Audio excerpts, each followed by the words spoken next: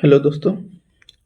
आज देखेंगे भाग 8 संग्रह क्षेत्र, भाग 9 ग्राम पंचायत, भाग 9 के ए नगर पालिका, 9 के बी सहकारी समिति, भाग 10 अनुसूचित जाति और जनजाति क्षेत्र और भाग 11 संघराज्य के बीच संबंध। इसमें जितने अनुच्छेद है उसका आज देखते हैं। तो भाग 239 में पहला भाग 8 है संग्रह क्षेत्र। भाग 8 में संग्रह क्षेत्र है। तो संग्रह क्षेत्र में 239 संग्रह क्षेत्र के प्रशासन के बारे में बताया जाता है। फिर 239 के ए कुछ संग्रह क्षेत्र के लिए स्थानीय विधिमंडल और मंत्री परिषद या दोनों का सृजन करना। 239 के डबल ए में जो है दिल्ली के संबंध में विशेष उपबंध है। दिल्ली के संबंध में 239 के ए बी में संवैधानिक तंत्र के विफल हो जाने के दशा में उपबंध।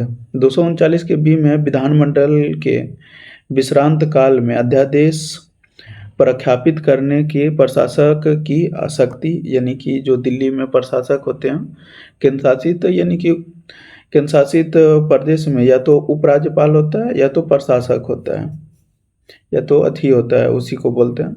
यानी कि फिर है 240 में कुछ संग्रह क्षेत्र के लिए विनिमय बनाने के लिए राष्ट्रपति की शक्ति। 241 में संग्रह क्षेत्र में के लिए उच्च न्यायालय और 242 जो है इसको 242 को हटा दिया गया। तो देख लिए ये 239 में संग्रह क्षेत्र के प्रशासन, 239 के ए में संग्रह क्षेत्र के स्थानीय विधानमंडल या मंत्री परिषद दोनों को सृजन करने के लिए। 239 के डबल ए में दिल्ली से संबंधित है।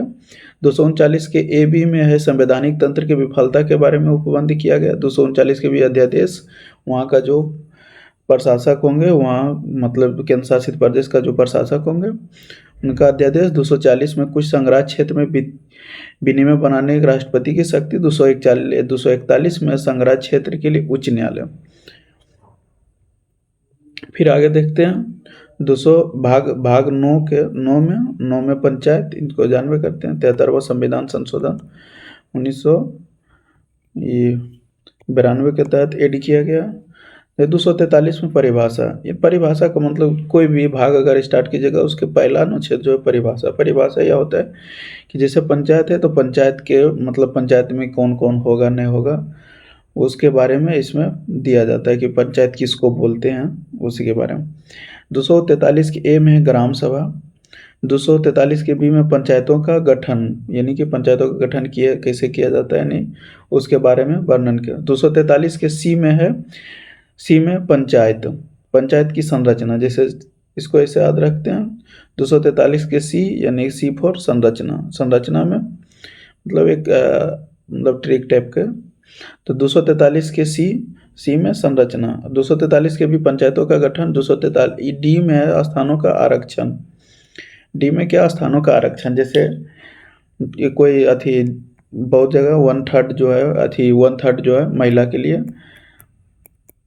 महिला के लिए अथी किया है, आरक्षित करता है, या फिर अथी एससी या एसटी के लिए भी आरक्षित करता है। तो 243 के डी में जो है स्थानों का आरक्षण। 243 के ई में पंचायतों की अवधि, यानी कि 243 के ई में पंचायत की अवधि कितना दिन का होगा नहीं होगा। जैसे 243 के ई में होता है पंचायत, यानी कि पंचायतों की अवधि 5 साल का, उससे पहले अगर विघटन हो जाता है तो सब के बारे में। 243 के एफ में सदस्यों की निर्भरता, यानी कि उसके योग्यता जो है। 243 के जी में पंचायतों की शक्ति और प्राधिकार और उत्तरदायित्व। 243 के एच में पंचायतों द्वारा कर अध्यारोपित करने की शक्तियाँ और उनकी निधियाँ। 243 के ये सब इम्पोर्टेंट है। 243 के एच में है कर पंचायतों द्वारा अध्यारोपित करने की कर को जो है पंचायतों द्वारा अध्यारोपित करने की शक्ति। 243 के आई में वित्तीय, इसको याद रखते हैं जैसे कि इनकम। जैसे 243 में वित्तीय शक्ति पुनर्विलोकन के लिए आयोग का गठन। 243 आई फॉर इनकम होता है और वित्त संबंधित इनकम होता है, तो इसको इस प्रकार से याद रख सकते हैं। 243 के जे में होता है पंचायतों को लेखाओं की संपरीक्षा। 243 के में निर्वाचन, ये भी इम्पोर्टेंट है। 243 के में है पंचायतों का निर्वाचन। 243 के एल में संघ राज क्षेत्र को लागू होना। 243 के ए में इस भाग का कातियाय क्षेत्र को लागू ना होना। 243 के एन में विद्यमान विधायियों और पंचायतों का के बना रहना। 243 के ओ में निर्वाचन संबंधी मामलों में न्यायालयों को हस्तक्षेप का वर्जन। तो इसमें देखिए, इसमें बहुत सारा तो इम्पोर्टेंट नहीं है।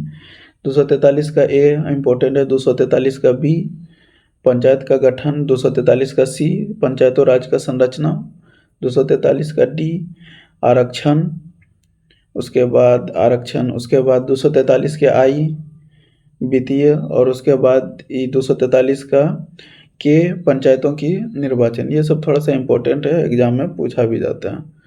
देखिए 243 का आई सब मतलब, अब देखते हैं भाग 9, इसको 73वां संविधान संशोधन के तहत 1992 में इसको भी ऐड किया गया। तो देखिए पहले बोलो, देखिए 243 के पी में परिभाषा। कोई भी भाग का पहला जो आर्टिकल होता है वो परिभाषा दिया जाता है। नगर पालिका मतलब नगर पालिका किसको बोलते हैं, वो सब के बारे में। 243 के क्यू में नगर पालिका का गठन, 243 के आर में संरचना, और 243 के एस वार्ड समितियां आदि का गठन की संरचना। 243 के टी में स्थानों का आरक्षण। 243 के यू में नगर पालिकाओं की अवधि। 243 के भी में सदस्यों की निर्भरताएं। 243 का डब्लू नगर पालिकाओं की शक्तियों पर अधिकार का उत्तरदायी। 243 के एक्स नगर पालिकाओं द्वारा अध्यारोपित करने की शक्ति, कर अध्यारोपित करने की शक्ति। वहाँ पे कर अध्यारोपित करने की शक्ति कितना में था? 243 के आई में इनकम था। 200 कर अध्यारोपित करने का शक्ति पंचायतों का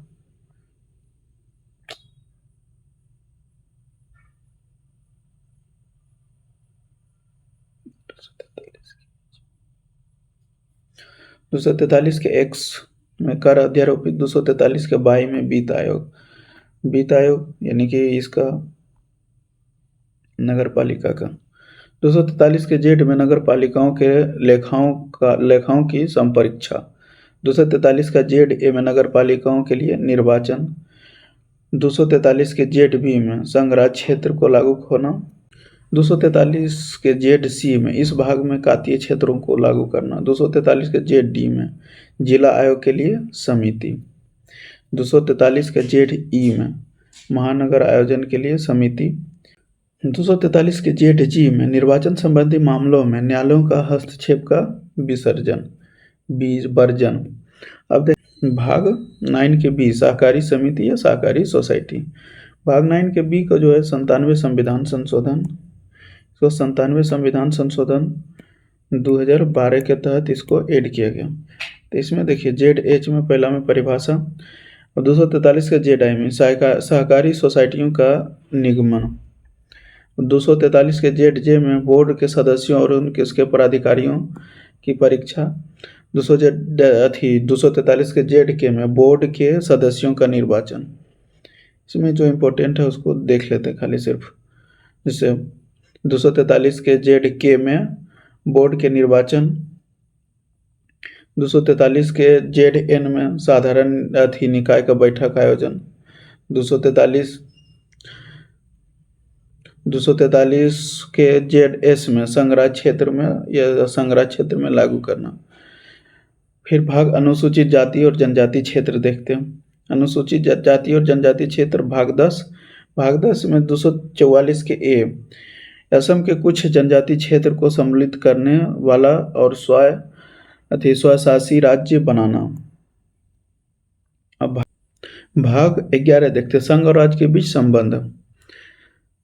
पहले देख लेते हैं 245 संघ द्वारा राज्यों और विधानमंडलों द्वारा बनाई गई विधियों का विस्तार।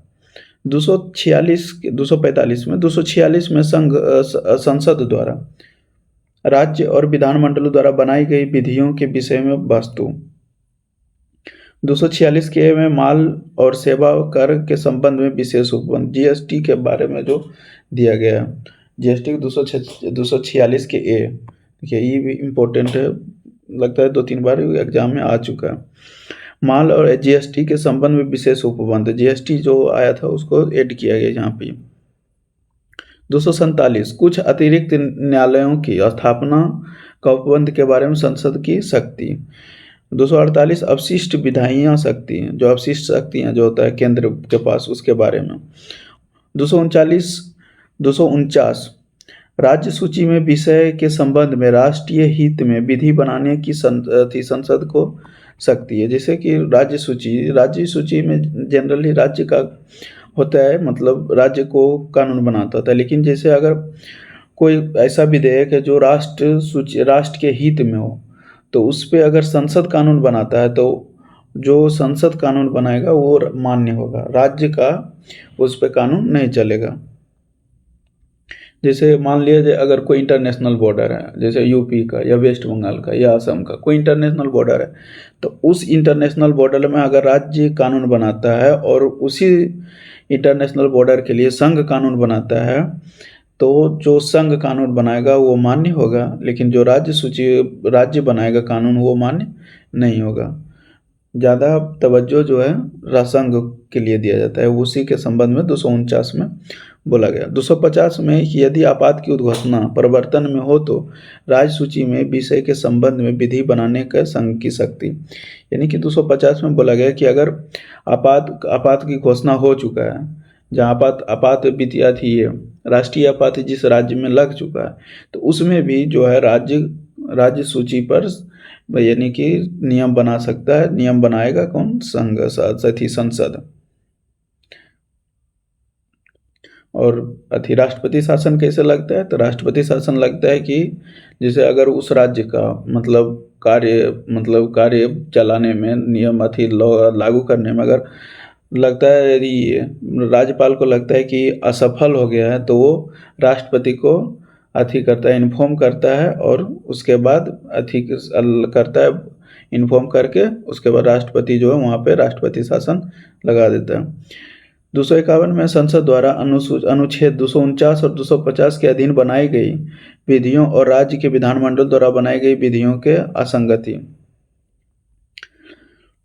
252 दो या अधिक राज्यों के लिए उनकी सहमति से विधि बनाने की संसद की शक्ति। जैसे कोई राज्य है, जैसे कोई मतलब 2 या अधिक राज्यों के लिए, यानी कि वो कोई राज्य है जो कि मतलब संसद को बोलता है कि नहीं, मेरे लिए ये विधि जो है मेरे लिए आप ही बना दीजिए, संसद को। तो संसद को शक्ति की वो राज्य को वो विधि बना के या कोई अमेंडमेंट या तो कोई भी करके वो राज्य को सौंप सकता है। 253 में अंतर्राष्ट्रीय करारों को प्रभावी करने के लिए विधान। यानी कि जैसे अंतर्राष्ट्रीय करार है, जो अंतर्राष्ट्रीय समझौता होता है किसी राज्य के साथ, अगर अंतर्राष्ट्रीय समझौता कोई देश करता है तो उसमें जो है संघ मतलब इन्वॉल्वमेंट रहता है संघ का। बिना संघ का इन्वॉल्वमेंट के उसके साथ कोई किसी राज्य के साथ कोई समझौता नहीं कर सकता है। तो वही 253 में दिया गया। 254 में संसद द्वारा बनाई गई विधियों और राज्य के विधानमंडल द्वारा बनाई गई विधियों में असंगति। वही जिसे बोले अगर किसी में राज्य और विधानमंडल, संसद और विधानमंडल दोनों अगर एक ही नियम बनाता है जो कि उस राज्य के लिए, तो वो जो है संसद द्वारा बनाई गई विधियां वो मान्य होगा। 255 में सिफारिशों के पूर्व मंजूरी के बारे में अपेक्षा को केवल प्रक्रिया का विषय मानना। 256 में राज्यों और संघ की बाध्यता। 257 कुछ दशाओं में राज्य पर संघ का नियंत्रण। 257 का ये लोप कर दिया गया। 258 में कुछ दशाओं में राज्य को शक्ति प्रदान करने के लिए संघ की शक्ति। 258 के ए में संघ को कृत्य सौंपने के राज्य की शक्ति। 260 में भारत के बाहर के राज्य क्षेत्र के संबंध में संघ की आधारिता। यानी कि जैसे कि अगर कोई राज्य का क्षेत्र, भारत के मतलब भारत के बाहर है राज्य क्षेत्र, तो उसके लिए संघ की आधारिता है। 261 सार्वजनिक कार्य अभिलेख और न्यायिक कार्यवाही। अब 262 अंतर्राष्ट्रीय नदियों और जल संबंधी विवादों का निर्णय, यानी कि जैसे दो राज्य के बीच नदियों का विवाद है तो उसका निपटारा जो है सर्वोच्च न्यायालय करता है, तो उसी के बारे में ये दिया गया। जिसे अभी कावेरी जल विवाद और ये कावेरी जल विवाद चल रहा है और ये गोदावरी जल विवाद चल रहा है, ये सब, तो ये सब का निपटारा कौन करता है, तो साथ ही ये। फिर है 263 में अंतर्राज्यीय परिषद का उपबंध 263 में। चलिए ये तो इतना था। अगर वीडियो अच्छा लगे तो दोस्तों के साथ ज़रूर शेयर कीजिए।